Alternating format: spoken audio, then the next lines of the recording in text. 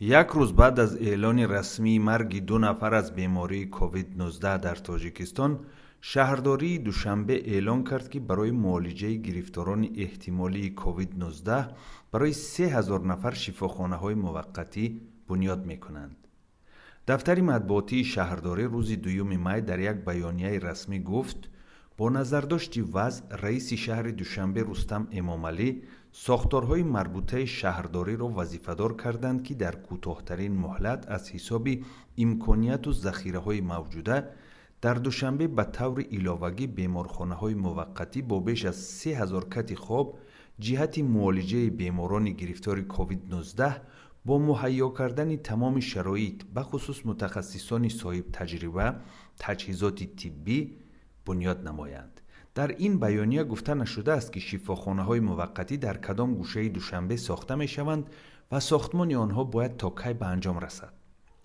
در این بیانیه آمده است که عین زمان در دوشنبه زیاده از 30 بیمارخانه با 5284 کت خواب و بیش از 5390 طبیب و کارمندان میانه طبی به احتیاجمندان خدمت می‌رسانند. روز پیشتر از تلویزیون‌های دولتی تاجیکستان از اولین تلفات از بیماری کووید 19 در کشور گزارش دادند.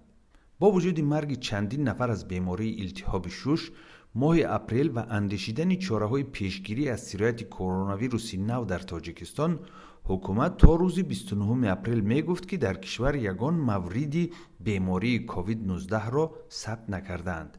اما روز 30 اپریل وزارت تندرستی به طور ناگهانی گفت که بیماری واگیر نو به 15 نفر سرایت کرده است و 5 نفر آنها در شهر دوشنبه هستند.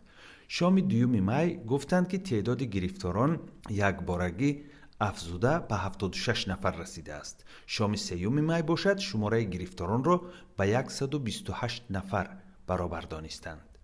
جامعه شهروندی و متخصصان می گفتند افزودن تعداد گرفتاران التهاب شش که شبیه کووید 19 است علامتی برجسته پنهانکاری مقامات است که با بهانه پیشگیری از تهلکه در میان مردم نمیخواهند سرایت ویروس را اعتراف کنند. چون این عملکرد حکومت را بسیاری ها بی‌اعتنایی و یا بی‌پروایی به صحت مردم نامیده اند.